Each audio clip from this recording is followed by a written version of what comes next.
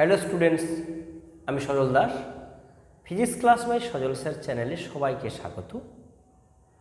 আজ আমি current electricity নিয়ে আলোচনা করব। কিছু প্রবলেম আমি তোমাদের দেখাবো। যারা এবছর নিট পরীক্ষার্থী তারা এই প্রবলেমগুলো দেখলে তোমরা উপকৃত হবে। আচ্ছা, ক্লাস শুরুর আগে বলি, যারা যারা এবছর এইচএস দিয়েছো, যারা নিট প্রিপারেশন নিতে চাও নিটের জন্য, তারা আমার এই নাম্বারে যোগাযোগ করবে 9002175717 এই নাম্বারে যোগাযোগ করবে। তো আমি আজকের কারেন্ট ইলেকট্রিসিটির কিছু প্রবলেম নিয়ে আলোচনা করব। এখানে তোমরা একটা সার্কিট দেখতে পাচ্ছ। এই সার্কিটে বলছে the potential drop across the 3 ohm resistor, মানে এই 3 ওহম রেজিস্টরের প্রান্তে কি পরিমাণ ভোল্টেজ ড্রপ করছে সেটা আমি দেখব। এখানে একটা 3 ভোল্টের একটা ব্যাটারি আছে। তো স্টুডেন্টরা তোমরা জানো যে যখন প্যারালাল কম্বিনেশনে এই রেজিস্ট্যান্সগুলো থাকে সেক্ষেত্রে ইকুইভ্যালেন্ট রেজিস্ট্যান্স কী হয়, আরপি সমান 1/3 প্লাস 1/6 হবে, এবং 1/RP সমান এখানে লসাগু আমি যদি বলি 6 আর 3 দ্বারা 106 প্লাস 3/3 ইন্টু 6 মানে কত আসবে 9, 3 3 9, মানে অ্যাকচুয়াল আরপি সমান আসবে 18/9 2 ওহম। এইখানে ইকুইভ্যালেন্ট রেজিস্ট্যান্সটা হলো 2 ওহম। তাহলে এটা 2 ওহম আর এটা 4, তাহলে মোট সার্কিটে রেজিস্ট্যান্সটা কত আসছে? মোট রেজিস্ট্যান্সটা আসছে RS সমান 6 ওহম। আমি দেখে নেব এখন এখানে ফ্লোটা কত আছে, কারেন্ট ফ্লোটা কত, I সমান V সমান IR, I সমান V/R, V মানে 3/R মানে কত 6, তাহলে 1/2 এত অ্যাম্পিয়ার প্রবাহ চলছে, মানে I সমান আমরা পেলাম কত 0.5 অ্যাম্পিয়ার। এই ফ্লোটা সার্কিটে যাচ্ছে। তো এই ফ্লো যদি হয় তাহলে আমি এইখানে কত ভোল্টেজ ড্রপ করছে সেটা দেখে নেব। 4 ওহমে কত ভোল্টেজ ড্রপ করছে, ভীষণ IR, I কত 1/2 ইন্টু R মানে কত 4, মানে 2 ভোল্টেজ ড্রপ করে। এই 4 ওহমের প্রান্তে 2 ভোল্ট ড্রপ করছে, মোট 3 ভোল্টের ব্যাটারি ছিল। তাহলে এখানে যদি 2 ভোল্ট ড্রপ করে বাদ বাকি 1 ভোল্ট কোথায় ড্রপ করছে, 1 ভোল্ট এইখানে ড্রপ করছে। এইবার এই 3 এবং 6 তোমরা লক্ষ্য করে দেখো, এই 3 এবং 6 এই দুটো রেজিস্ট্যান্স প্যারালাল কম্বিনেশনে আছে।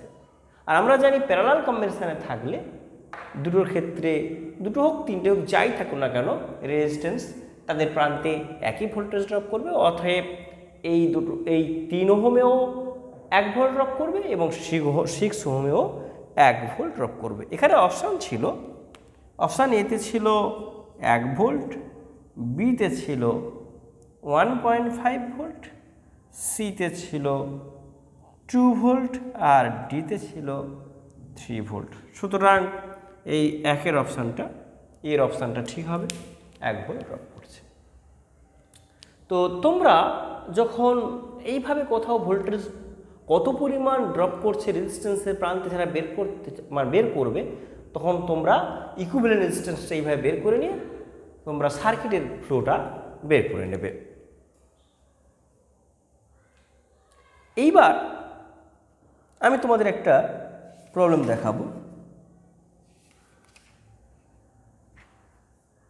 ধরো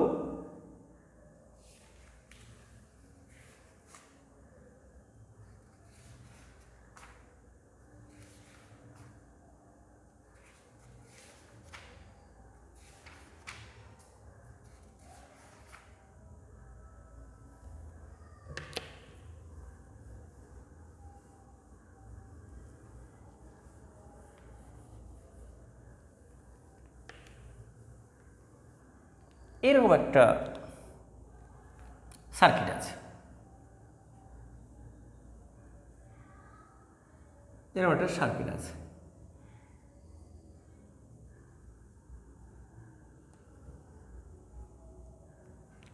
ধরো এটা একটা 1 ওহমের রেজিস্ট্যান্স, এইটা 2 ওহম, আর এখানে 2 ওহম, এটা 1 ওহম। এ বি সি এবং ডি, এরকম একটা সার্কিট আছে। আর এইখানে মনে করো যাচ্ছে 2 অ্যাম্পিয়ার প্রবাহ যাচ্ছে। ধরো বলল যে বি এবং ডি বিন্দুর মধ্যে পোটেনশিয়াল ডিফারেন্সটা বের করো, মানে ভিবি মাইনাস ভিডিটা তোমাকে বের করতে বলছে। এই ধরনের প্রবলেমে তোমরা কি করবে? দেখো, তোমরা একটা লক্ষ্য করে দেখো, এই উপর সাইডে যে রেজিস্ট্যান্সগুলো আছে সেখানে 1 এবং 2, বা টোটাল রেজিস্ট্যান্সটা কত হচ্ছে তাহলে 3, আর নিচে কত আছে দেখো 2 এবং 1 3।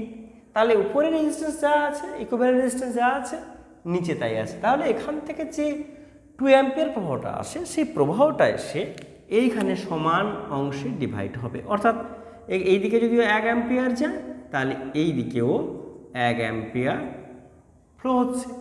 তো এখন আমরা এ এবং বি বিন্দুর মধ্যে পোটেনশিয়াল ডিফারেন্সটা দেখব, মানে V A minus A VB. নিশ্চয়ই এটা হায়ার পোটেনশিয়ালে আছে, বিটা লোয়ার পোটেনশিয়ালে আছে। তাহলে ভি মাইনাস ভিবি সমান কি লিখবো? আই। আই মানে 1 ইন্টু আরটা কত? 1। এটা 1 নম্বর ইকুয়েশন।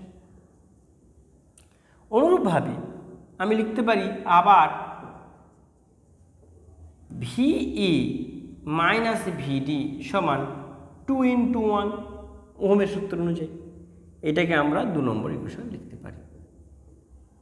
তো আমাদের বের করতে বলেছে ভিবি মাইনাস ভিডি, ভিবি মাইনাস ভিডি। তাহলে আমি এইটা থেকে এটা বাদ দেব। ভিবি মানে কি আসবে? ভিএ মাইনাস এ ভিডি, 2 মাইনাস 1 করে দিচ্ছি, 2 মাইনাস 1 করে পাই। করলে কি আসবে?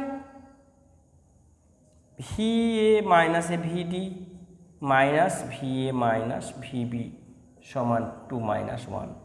তাহলে কি আসছে দেখো? ভিএ মাইনাস এ ভিডি, ভিএ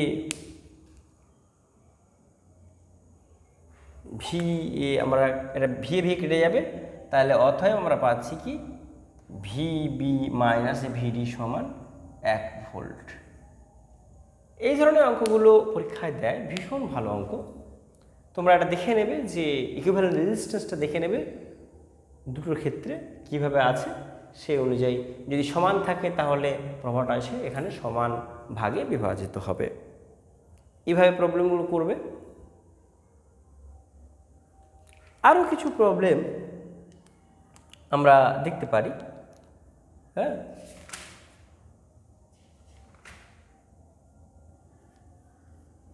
ধরো এইরকম একটা অঙ্ক আছে, এখানে একটা অঙ্ক আছে, এইভাবে এটা সার্কিট দেওয়া আছে।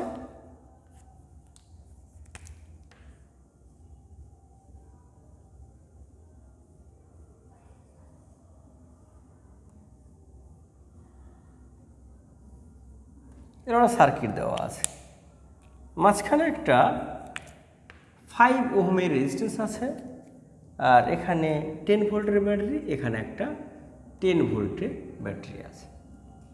বলেছে এখানে যে current through the 5 ohm resistance, মানে এই 5 ওহমের মধ্যে কত পরিমাণ প্রবাহ আছে সেটা তোমাকে বের করতে হবে।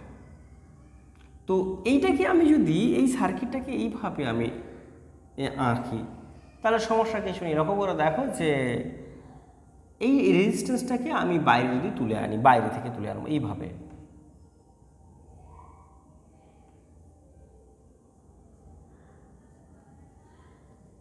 আর রেজিস্ট্যান্সটাকে কী করেছি আমি এইভাবে এখান থেকে আউটসাইড থেকে নিয়ে এসে জুড়ে দিয়েছি। এখানে প্রবাহ হচ্ছে আই, এটা 5 ওহম, এখানে 10 ভোল্টের ব্যাটারি, এটাও 10 ভোল্টের ব্যাটারি।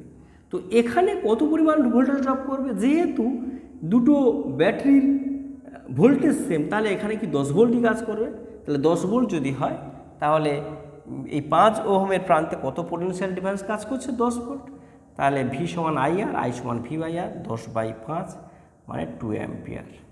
মানে এইখানে কত প্রবাহ চলবে? 2 অ্যাম্পিয়ার প্রবাহ চলবে। এইভাবে আমরা প্রবলেমগুলো করব।